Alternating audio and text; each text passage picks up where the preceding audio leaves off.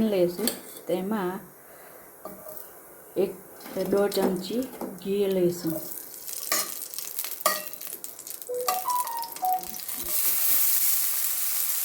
થી 3 મિનિટ એને શેકાવા દઈશું.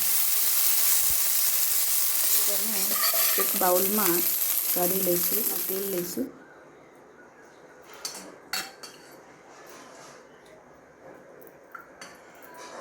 જીરું નાખીશું. જીરું તળે એટલે એમાં થોડી હિંગ નાખીશું.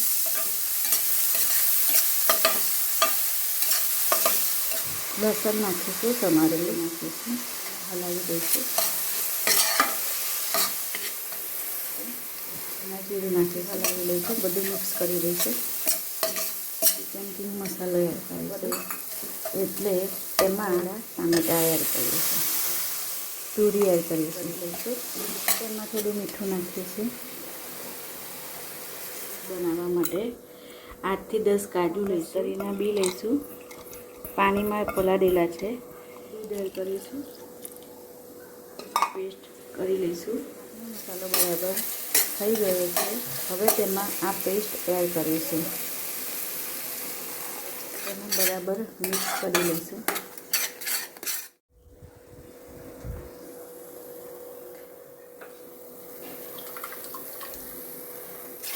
આપણે મકાઈના દાણા એડ કરી દઈશું અને પછી બરાબર શાકને મિક્સ કરી લઈશું. 5 થી 10 મિનિટ ઢાંકી દઈશું. 10 મિનિટ થઈ ગયું છે. ધીમા તાપે તેને થવા દીધું છે, એટલે સારું થયું છે. મલાઈ એડ કરીશું.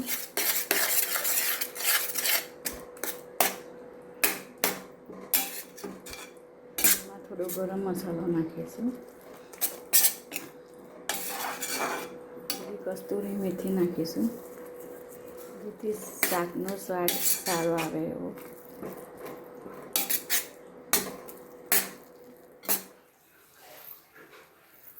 હવે આપણું મકાઈનું શાક રેડી થઈ ગયું છે. હવે તેને આપણે એક બાઉલમાં કાઢી દઈશું. તેમાં થોડું ચીઝ નાખીશું.